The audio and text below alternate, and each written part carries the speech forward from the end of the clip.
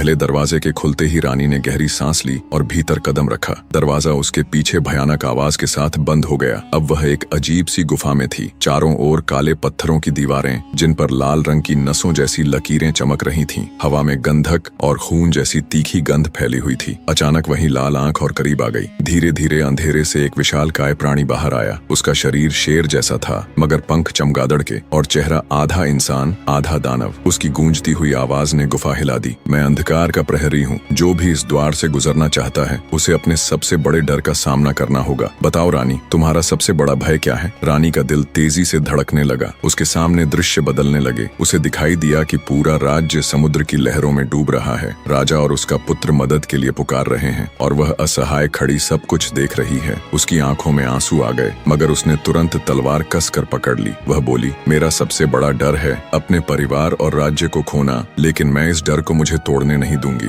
इतना कहते ही प्राणी भयंकर गर्जना के साथ उस पर झपटा। रानी ने अपनी ढाल से पहला वार रोका और तलवार से उसकी लाल चमकती आंख पर वार किया। आंख से नीली चिंगारियां निकली और पूरा गुफा हिल उठा। दानव दर्द से तड़पता हुआ चिल्लाया, तुमने अपने डर को परास्त कर दिया। जाओ अगले दरवाजे की ओर। गुफा अचानक गायब हो गई और रानी खुद को फिर उस लंबे गलियारे में खड़ी पाई। इस बार दूसरा दरवाजा धीरे धीरे कांपते हुए खुलने लगा। अंदर से ठंडी हवाओं के साथ घंटियों की भयावह आवाज आ रही थी, और जैसे जैसे दरवाजा खुल रहा था, उसमें से सफेद धुंध फैलने लगी, मानो कोई आत्माओं का लोक हो। अब सवाल है, क्या दूसरे दरवाजे के पीछे रानी का सामना आत्माओं की रानी से होगा, या किसी और गहरे रहस्य से?